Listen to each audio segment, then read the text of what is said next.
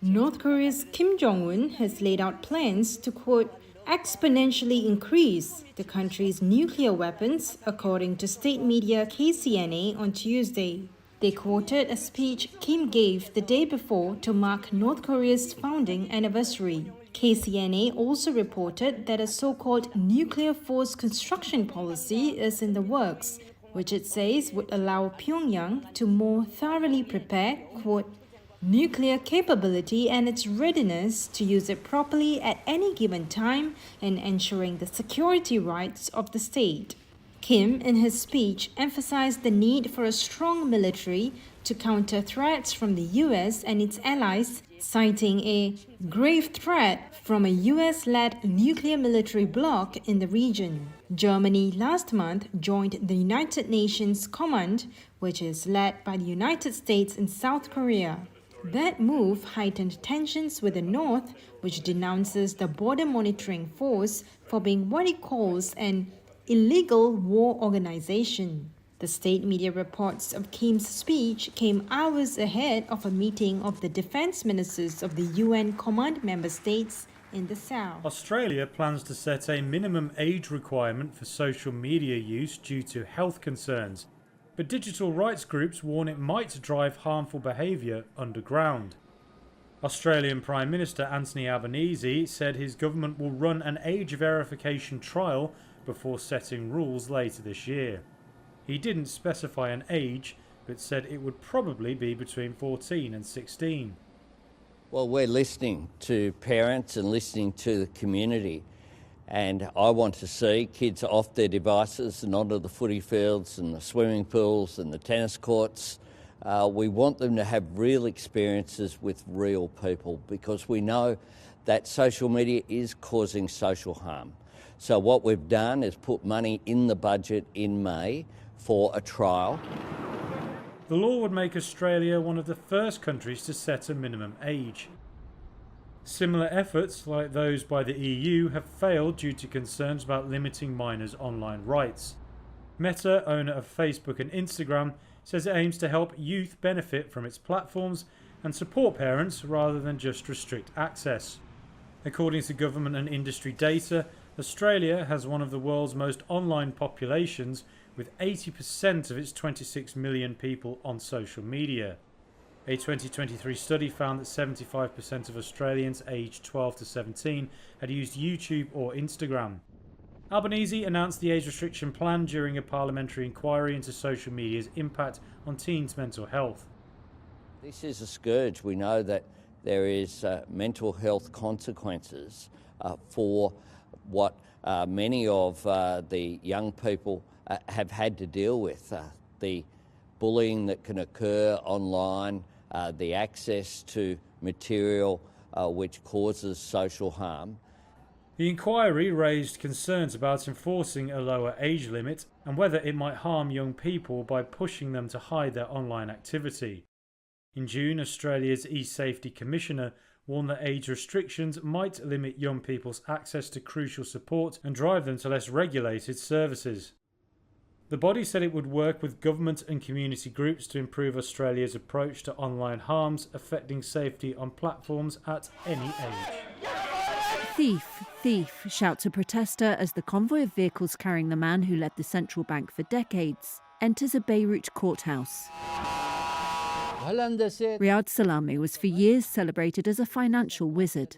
But on Monday he was ordered by a judge to remain in detention during an investigation into alleged financial crimes. Salami came under scrutiny after the catastrophic collapse of Lebanon's financial system in 2019, which plunged more than 80% of the population into poverty. His 3 decades in charge of the central bank ended last year, his reputation in tatters. He was arrested last week on charges that state media said included embezzlement, theft of public funds, forgery and illicit enrichment. Salami's media office has said he would not comment publicly on the case, in line with the law. He has denied previous corruption charges. These charges sparked outrage from citizens whose funds were frozen in Lebanese banks. A lawyer representing them said Salami entering court in handcuffs was a relief for Lebanese people. If Salameh faces prosecution, it would mark a rare case of a serving or retired senior Lebanese official facing accountability in a system critics say has long shielded the elite. Let them fall like dominoes, says this protester. Judicial sources told Reuters Salameh was suspected of accruing more than $110 million through financial crimes using a Lebanese firm called Optimum Invest. His office said in a statement he had cooperated in the past with more than 20 criminal probes and was cooperating with this investigation. Several European countries, including France and Germany, have been investigating whether tens of millions of dollars of the funds allegedly embezzled from the central bank were laundered in Europe. Charred remains of a vehicle and blackened, smoking earth marked the aftermath of what the Syrian government on Monday said were Israeli airstrikes the night before. Syria's health minister said the attacks killed at least 18 people and wounded dozens of others. Syrian state news agency Sana showed images of what it said were those wounded getting treatment. It cited a military source that Syrian air defenses had shot down some of the missiles. Two regional intelligence sources said a major military research center for chemical arms had been hit several times. They said it was believed to house a team of Iranian military experts involved in weapons production. There was no immediate comment from Israel, which typically remains silent on reports of strikes in Syria. It is the deadliest strike reported by the Syrian government since the Iranian embassy compound in Damascus was hit in April. Israel has for years been targeting what it described as Iranian or Iran-backed targets in Syria. It has stepped up the campaign since the October 7th Hamas-led assault on Israel from Gaza, after which Iranian-backed Hezbollah fighters began firing rockets into Israel from Lebanon. A residential building in northern Israel was hit by a projectile on Monday after air raid sirens blared across the border town of Nahariya. Israeli media reported the building was hit by a drone launched from Lebanon. The strikes came a day after Israel's defense minister Yoav Gallant visited troops in Gaza City, telling them, quote, "We are preparing for anything that can happen in the north," and saying that they could be redeployed on a short schedule.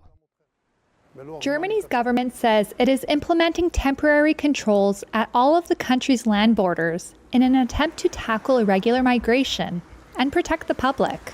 The controls are set to begin on September 16th and last for 6 months. Nancy Faeser is the country's interior minister. I have ordered this today and have already informed the EU. This will serve to further limit irregular migration and protect against the acute dangers posed by Islamist terror and serious crime. We are doing everything we can to better protect the people in our country against this. This includes the far-reaching measures I am taking now. Germany has hardened its stance on migration in recent years, and the government is scrambling to retake the initiative after support for the far-right Alternative for Germany, or AfD, has surged over the issue. Recent deadly knife attacks where the suspects were asylum seekers have stoked concerns over immigration. The Islamic State group claimed responsibility for a knife attack that killed 3 people in August. The announcement comes after the AfD became the first far-right party since World War II to win a state election earlier this month. And 2 weeks ahead of an election in Brandenburg, where Chancellor Olaf Scholz and Faeser's center-left Social Democrats are fighting to retain control of the government.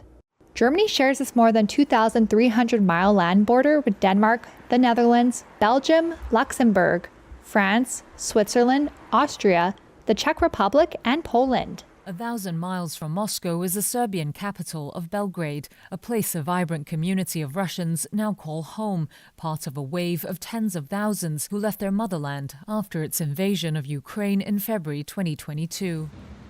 Vadim Morus is one of them. The ice skater was able to settle in easily thanks to his professional skills. My first day at the skating rink, when I started working, people immediately approached me asking me to help their children with training, and I said, of course. Therefore, right from the very beginning, I started meeting Serbs and establishing some interaction. But not everyone is integrating with the locals, as a mini Russia springs up in Belgrade, a city with ancient cultural and religious ties to Moscow.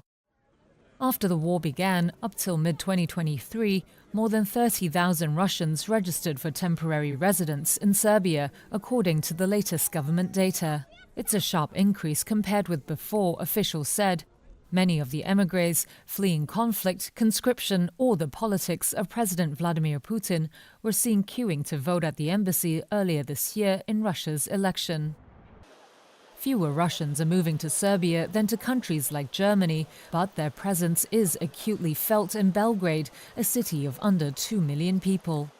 A whole range of Russian-owned businesses have sprung up, and many Russians shop at Russian stores and eat at Russian restaurants. Psychologist Michelle Dia, who also left because of the war, said many of her fellow Russians don't feel the need to go outside their community. As it appears, all their social needs have been fulfilled. You walk through the centre and you always hear Russian people, 4 or 5 times in an hour of walking. And you can choose a restaurant with Russians, sit in a place with Russians. So many of them immediately organised themselves into a small Russian settlement. But she added that the stresses of fleeing their homeland meant it has been difficult for many others to settle in. I see Russians that are not even interacting with other Russians, she said. Ties between Serbia and Russia date back centuries and remain cordial today, although Serbia is trying to join the European Union, which condemns Russia's invasion of Ukraine. Serbian political scientist Aleksandar Djokic was teaching in Russia until the war broke out.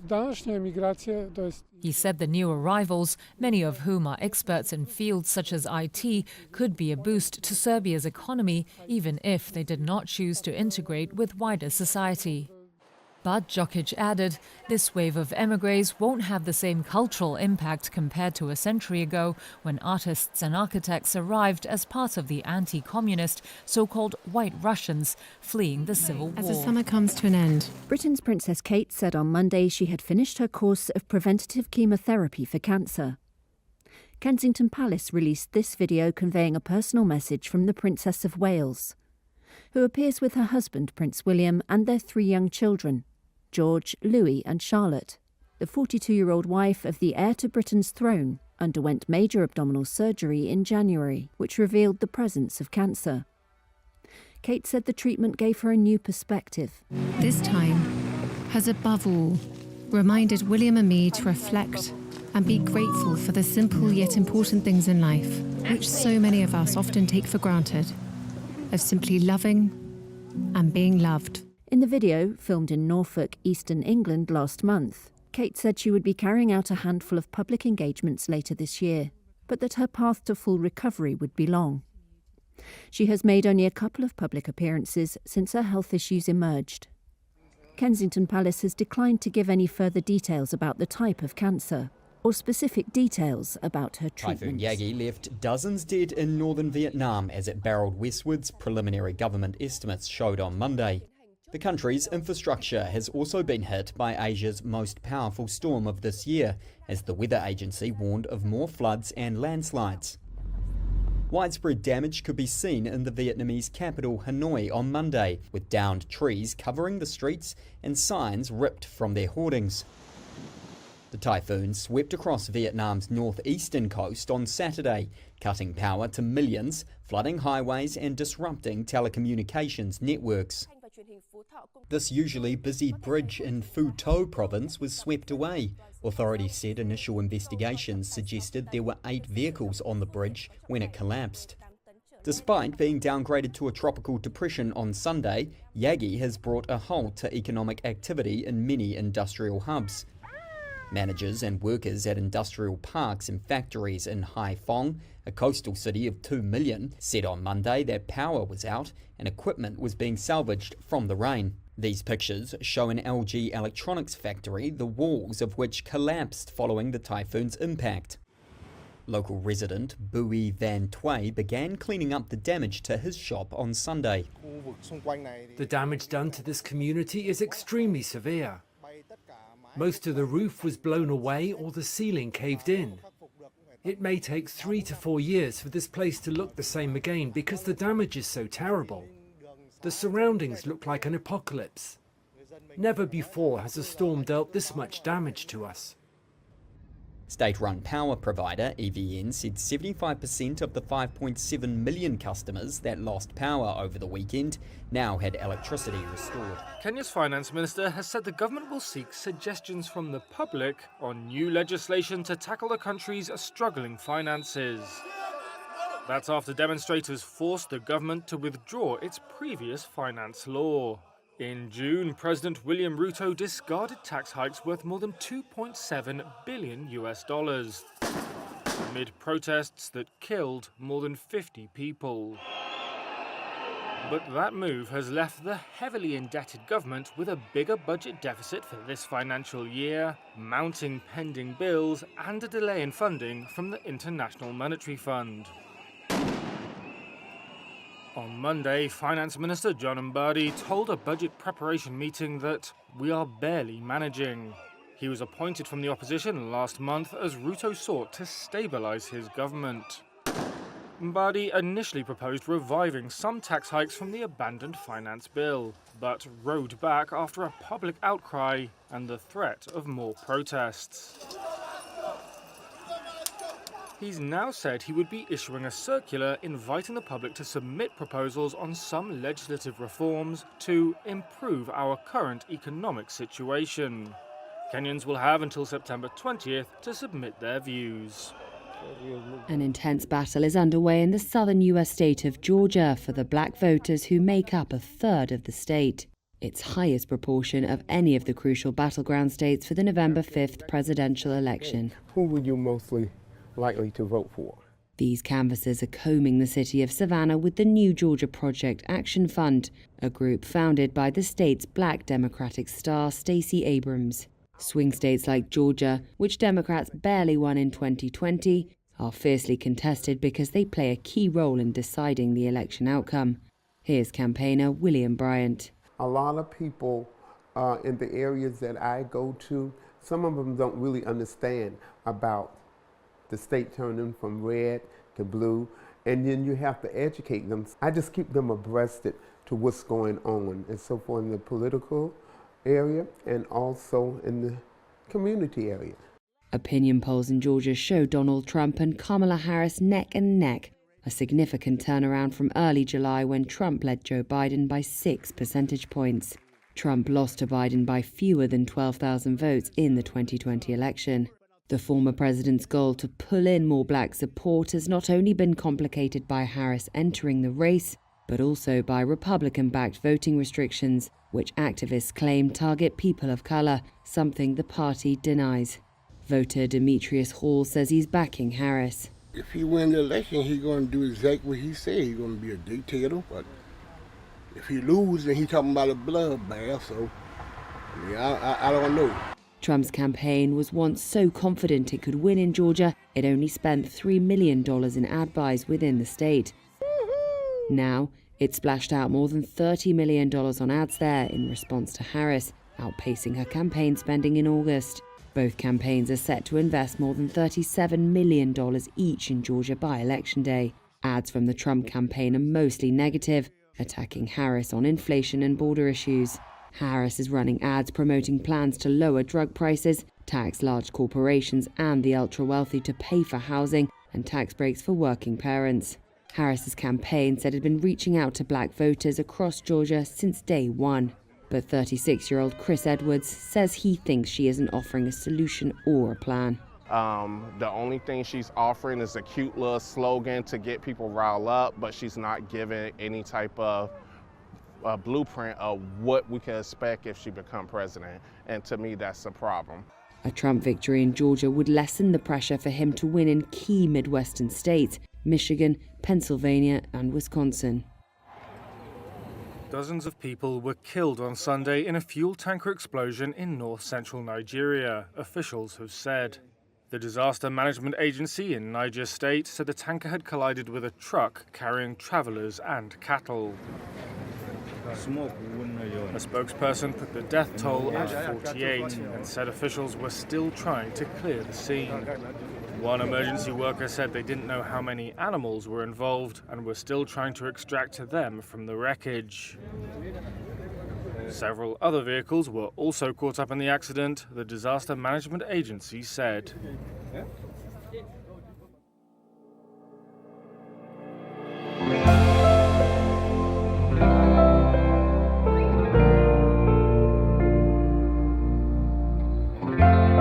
Apple has unveiled its iPhone 16 with new AI features. The next generation of iPhone has been designed for Apple Intelligence from the ground up.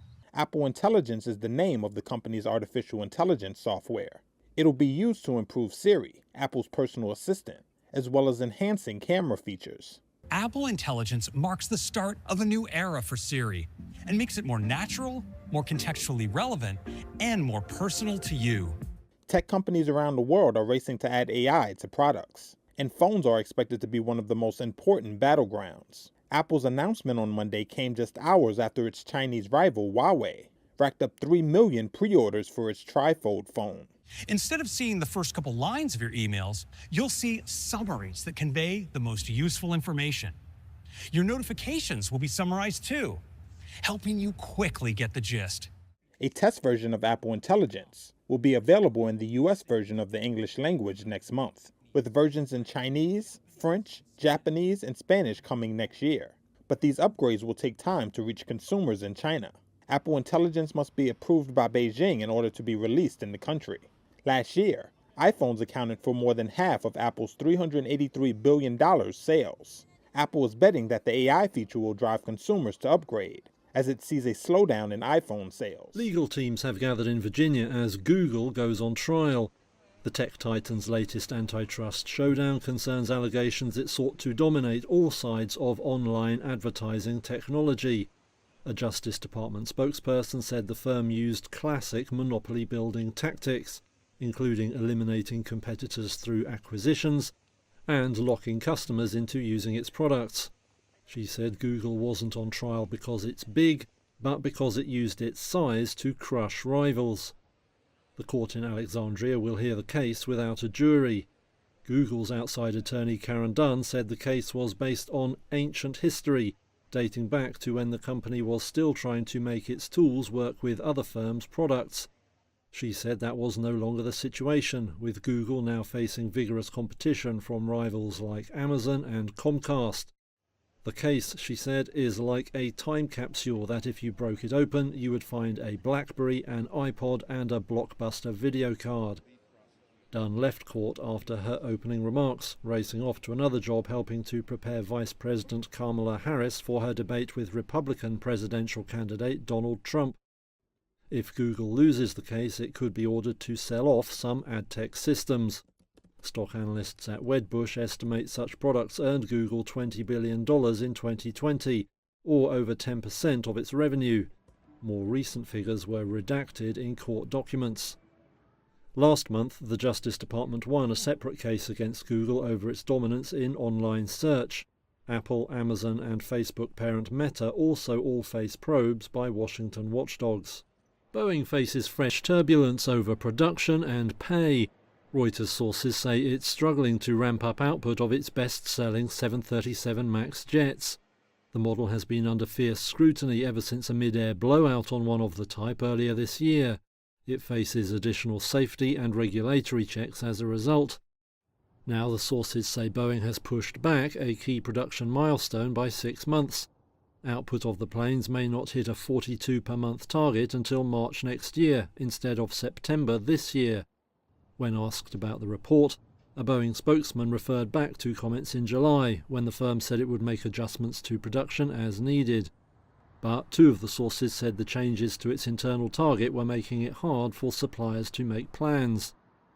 Meanwhile, a pay deal for some 32,000 Boeing workers hangs in the balance. Union members are due to vote Thursday on the package, which includes 25% wage increases. However, one union official told Reuters many workers were angry the deal didn't include bigger pay hikes and better pensions. He said many wanted to hold out for a 40% wage jump.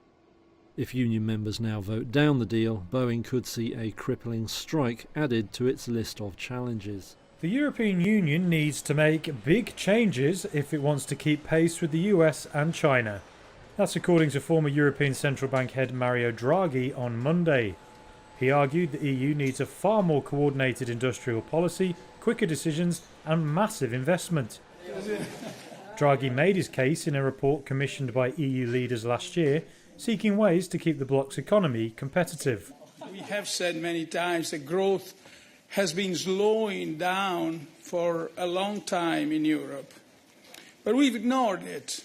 Until 2 years ago, we would never have such a conversation as the one we're having today, because things were sort of going well. We were doing well out of globalization. Unemployment was steadily falling. But now we cannot ignore it any longer. Draghi said the bloc needed additional investment of up to $884 billion per year, or up to 5% of GDP. That's far higher than the 1 to 2% in the Marshall Plan for rebuilding Europe after World War II. Draghi's report said EU countries had responded to the new realities, but those efforts were hurt by a lack of coordination.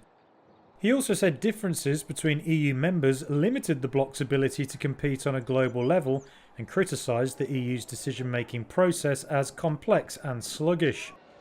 Draghi said the bloc needed to boost innovation and bring down energy prices while continuing to decarbonise. Current President of the European Commission, Ursula von der Leyen. The only way to ensure our long-term competitiveness is to shift away from fossil fuels and towards a clean, competitive and circular economy. The second principle, our efforts on competitiveness must go hand in hand with increased prosperity for everyone in Europe. EU growth has been persistently slower than that of the US in the past 2 decades, and China was rapidly catching up.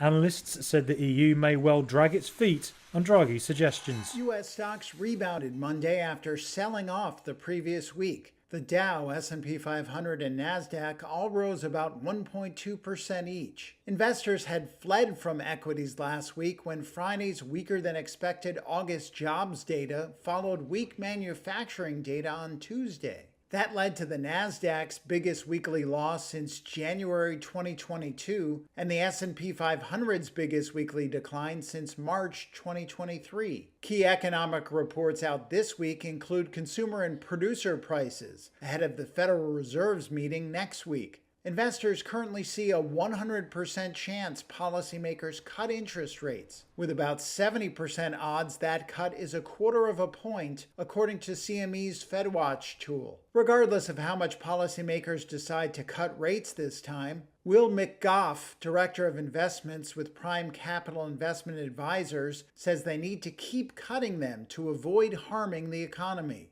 Everybody has the spotlight on Jerome Powell and the Fed right now. We know they're behind the curve, so to speak, with interest rates being way too high compared to everybody else, all other central banks around the globe.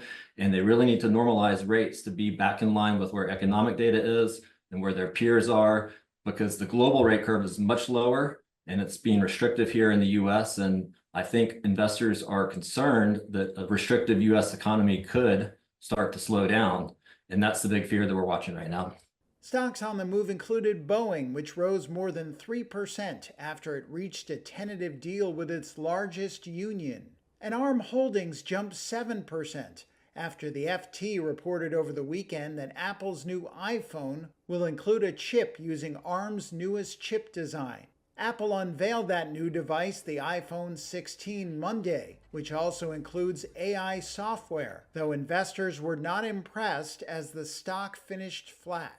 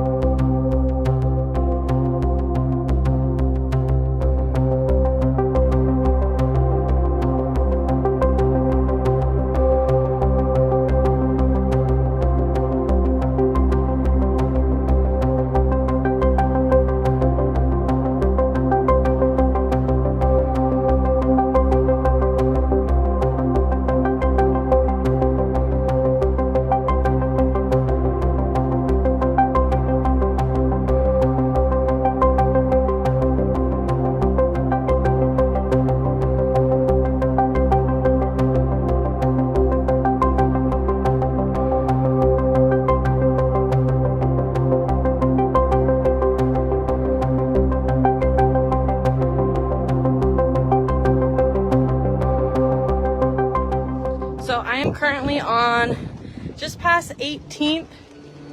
I'm on, or just past Phillips, I'm on 18th, giving you guys kind of a look of the structures right here that you're hearing go up.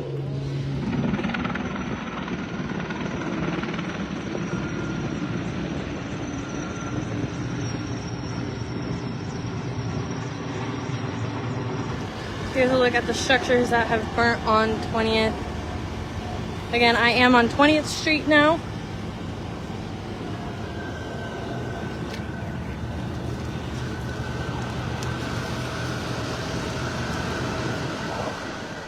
Recent years notwithstanding the steps that have been taken. So we need to deal with that. We'll take these measures and by next week it'll all be fixed. You know that's not realistic. Why am I here? I guess I'm here as a concerned citizen and as a parent.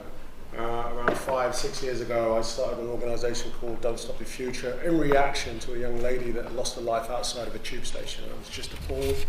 And I used Instagram, I used social media, and the effect of that was incredible, that people wanted to hear a voice like myself. I'm a grieving mother, but I will do all I can to ensure that the failings that led to my son's murder are corrected so that other families don't feel the same pain I feel.